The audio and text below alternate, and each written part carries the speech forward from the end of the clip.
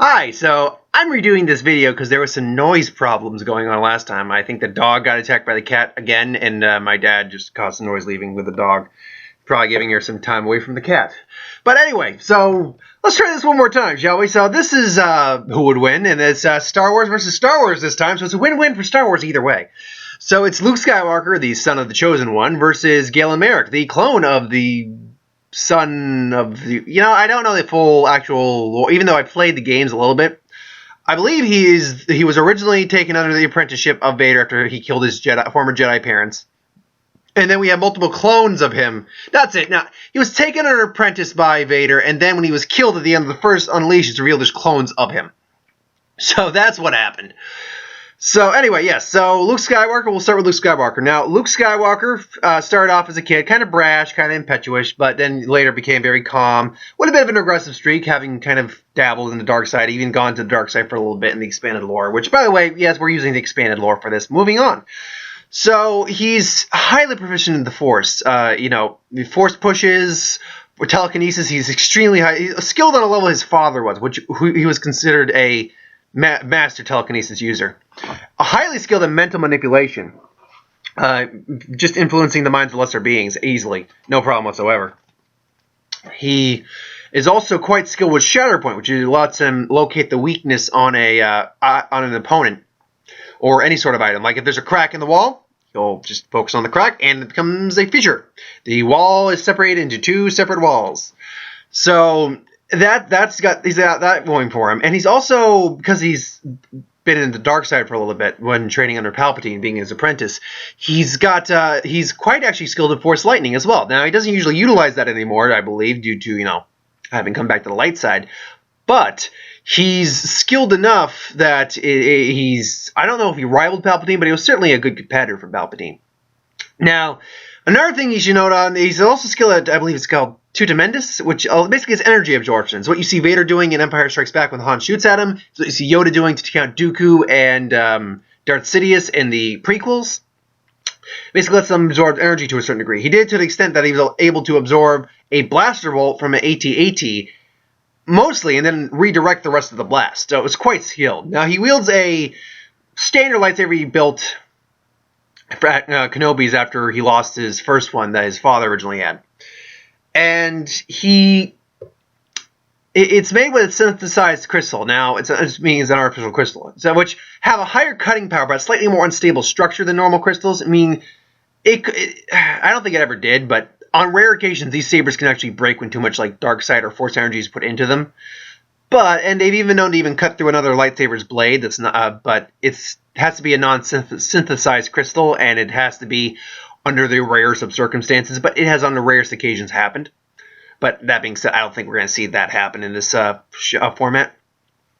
Now, he's skilled in the Form 5 fighting style, very almost masterfully skilled, which is the aggressive fighting style Vader and Anakin used. He's also got Sarisu, which Sarisu actually is the same thing. Actually, no, I take that back. That's Xian. Sarisu is the blaster deflection abilities, or his style. He's also got skill in a few other minor dual wielding styles. He wields a short-bladed, red-bladed Shoto saber, which he used to fight a witch with a light whip. It's cooler than it sounds. And he's also got a skill in Otaro, which is the acrobatic style you see Yoda and Qui-Gon using. So he's very skilled all around, but not infallible. He's been defeated on multiple occasions, and he eventually did pass away into the Horse. So he's not infallible, but he is a powerful Jedi. So, sorry, I just had to put my phone down there. So then moving on to Galen Marek. Now, Galen Marek, as I said, was the sole offspring of two former Jedi in hiding. Vader King killed them and then took the son under his wing as an apprentice. The son was eventually killed, and then a clone of him was made for Force Unleashed 2, which is basically the one we're going to be looking at. So he's been trained. Basically, he's got a practitioner knowledge of all the styles. He can identify all the styles and know how to combat them to a degree, but his preferred styles are Xian, the aggressive form, Juyo, which is an even further aggressive form, which involves wide arcs. It's something basically that Mace Windu and most Sith actually employ. And Mace Windu used the Vapad version of it, which is the less dark side, but still you kind of got to enjoy the fight and verge on the dark side style. And then he's also quite skilled with Sarisu as well, the Blaster to Volt Flexion. Now, I should also note that both him and Luke are good at highly skilled at Force Augmentation, and Luke's got Force Healing on his side, which I believe Galen also has. But he's a very aggressive fighter. He doesn't necessarily have as much patience as Luke does. He's skilled in the force pushes. He's very good with saber throws. Highly skilled with. In fact, he's quite skilled at saber throws to the ability where he can, direct it to a specific opponent and then just go back and do it again. Now because he was trained by Vader in the ways of the dark side, more or less. He's highly proficient in Force Lightning to the point where he's able to rival Palpatine and how skilled he is in Force Lightning. No, he wasn't. He was basically near Palpatine's level, but he wasn't quite Palpatine's level. He ended up losing that fight. But he's still an extremely powerful. His skill of the Force is so powerful that he was actually able to redirect a falling Star Destroyer. Not very much, but enough that he actually changed the course so it wasn't going to cause as much damage or kill him. Which is very impressive. It's quite impressive, in fact. But, again, not infallible. That took almost all he had just to kind of redirect that thing. Whereas we see in the Clone Wars series, the TV series, not the TV series, but the two-dimensional, the 2D animated one, the ones from the people who did Samurai Jack, I believe. From the 3-minute episode ones, which I own the first season on DVD. I love that. I love that version of Clone Wars more than I do the other one. Because that one actually ties in directly to Revenge of the Sith. Now, because Yoda was able to freaking just move Star Destroyers at will. I'm like, yeah, that you don't mess with that. I mean, Yoda's the boss. But yeah, now he wields a fairly standard lightsaber. It was actually other former Jedi's lightsaber, but Vader gave it to him, and then he replaced the crystal with a blue crystal. So, and it felt more like his own. So it doesn't have the same quality. It's a natural crystal he uses too. It's not a synthetic crystal. But so it's more stable, and it gave him I think he said it actually gave him a bit more like focus for a little, kind of. But it's not very. It's not as strong as I guess I read some. The whole deal with the synthesized crystals having greater cutting power. Whatever, I guess, but in the end of the day, a lightsaber is a lightsaber. They still basically don't affect one another really at all. So, whatever, it's still what it is. Now, again, for all his power, for all his skill, he died twice at the end of each series. Once the Vader in the first game, and then he kamikazed more or less Palpatine to let his friends escape. So, not infallible. In fact, basically a strong enough opponent will defeat him. But still, highly skilled combatant, and that's why they're here today facing off. Now, should be noted that these two actually did fight in one of the Force Unleashed games, I believe. But he fought an inexperienced Luke. This was like during the Empire Strikes Back part-time, so he was a novice. He was more skilled than any regular opponent, probably any regular stormtrooper, but still, yeah, he was inexperienced. So we're not going with that. That don't mean a thing. So the way to fight this fight breaks down is probably something similar to how that broke down. Maybe Starkiller is either they meet and they are unaware of each other. They both say they have a lightsaber. They're both Jedi, but he's not quite certain. So yeah, that's how it's going to start playing out. They're going to meet, and Marek's going to make the first move. Galen Marek is going to make the first move. He's going to come in with aggressive form. Luke's going to be on the defensive. Galen's going to be able to identify Luke's style, but Luke's going to be able to counteract it because his style actually blends fairly well with different styles. So he'll be able to merge and counteract them. I mean, I think they're both on par with the Sarisu, but Galen's going to have the stronger strikes, which are going to throw Luke off. Luke will probably counter with maybe a force push or telekinesis, which I don't believe it's shown that Galen's got like a force shield or anything like that. I don't think Luke can do that either. But, I mean, they probably can. I just didn't read up that part of information about them, as far as I know. But, yeah, he'll probably counter with a force push, get some distance. Then they'll probably go back out with force augmentation, keep going back and forth. Now, Luke may try to mental manipulate him at the very beginning. I have a feeling we're going to just go with Starkiller at this point. Starkiller's mental state, how aggressive he can be, that's actually going to counteract Luke's mental Luke's mental manipulation.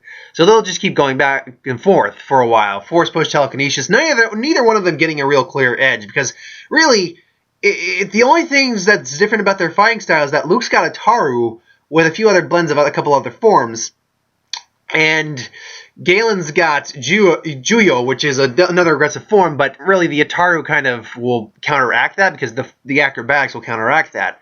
Really, the only thing that's different in their, say, saber abilities is the force augmentation by Galen Marek. So really, Galen's going to have the stronger strikes, but Luke will probably have the more dexterity given Ataru and force augmentation. Now, Luke may try to counteract with Force Lightning, to which Galen Marek will counteract with his own Force Lightning, and that's going to be kind of similar to what Sidious and him did. Well, actually, I take that back. I don't think Luke... I'm actually going to retract it. Luke probably won't utilize Force Lightning unless he has to. What he will do is maybe throw his Shoto Saber out, which will... That will throw... I'm certain that will throw out... or... Here, actually, no. The Shoto Saber will come into play, but here's how that's going to happen. Galen's going to start trying to go for maybe catch him off guard and use Force Lightning. Luke's going to absorb that, and while distracted with the Force Lightning, throw his Shoto Saber at him. Now, I think Galen can avoid it, but I think he might be thrown by a surprise for that and be injured by it. Maybe just a graze, maybe something like that, and then Luke gets the lightsaber back, and now it's a dual-style lightsaber fight, which Galen now has a slightly harder time with. So, constant throwing, retrieving, things along those lines. And right there... That's where Luke's going to have the advantage. The moment he has any sort of injury on Galen Marek, Shatterpoint. Shatterpoint. If he gets any sort of... That's where Luke holds the edge in this combat scenario against Galen Marek, is that despite all of Galen Marek's aggression, he in fact, in the games defeated Vader. But then again, so did Luke, so that's not saying everything. But he couldn't defeat Palpatine. Luke did defeat Palpatine. And Luke, as far as I know, Galen Marek does not possess Shatterpoint. So, when he breaks down, the minute Luke gets an injury on him, because I believe they'll both actually end up with some injuries, some cuts, some bruises. But the difference is, Luke's got Force Heal. Galen may have Force Heal, but Luke will utilize Shadow Point before that can actually happen, I think. And the minute he happens, let's say he just gets, like I say, a cut on his arm or on his side or something like that. I'd actually say it'd probably be his side, given the Shoto Saber being thrown and maybe just getting a nick. Then he just goes at the wound starts opening up, and then just cuts open, and then he's just got this opening, bleeding, gushing wound on him. And then that's when Luke goes in, either force pushes or goes in for the kill, or at the very least makes him, basically puts him down, more or less, makes him yield. I think Luke wins this fight. Yeah, actually, I think Luke wins this fight about 90% of the time. I think the only way that this fight changes is if Luke decides not to use Tidamendis, and I could be mispronouncing that too. Let me know if I'm wrong in that pronunciation of the word. Energy absorption, and instead goes Force Lightning, to which Galen Marek uses Force Lightning, and I do think Galen Marek actually probably is the stronger of the Force Lightning users. So, and then maybe Luke just gets thrown back, and then Galen Marek takes the opportunity to maybe decapitate him or something. But that's a rare occurrence. I think Luke would be more inclined to use the energy absorption technique than, say, Tidamendis. Or than Force Lightning. So in which case, yeah, if he gets any sort of injury on them, Galen Marek loses, because he'll just Shatter Point, and then he'll take advantage to press him while he's injured, get a chance to do more injuries, Shatter Point him again. Shatter Point is a devastating ability. My God, that's actually kind of a hacked ability when you think about it. Just you got a paper cut. Now it's a gash. Oh, you got a gash now? Oh, now I just took your hand off. You're bleeding out your hand. Your arm just exploded. Your arm's missing one down. Boom. Okay, you're gone. It's kind of broken, really. He's done that to dismantle droids before. It's quite impressive, the ability of the Shatterpoint. But, yeah, so, I mean, it's possible for Galen Marek to win, but it's kind of unlikely. When you really look at it, Luke actually is just the more formidable opponent overall.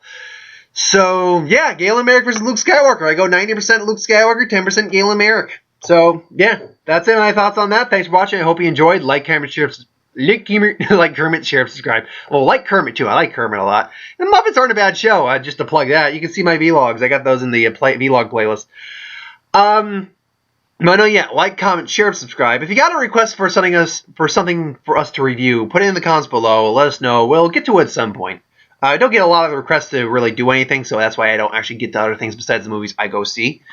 But yeah, and then yeah, I got time for my other Star Wars video today. I was actually considering not doing the other Star Wars video because I already did a TV spot video for the new one.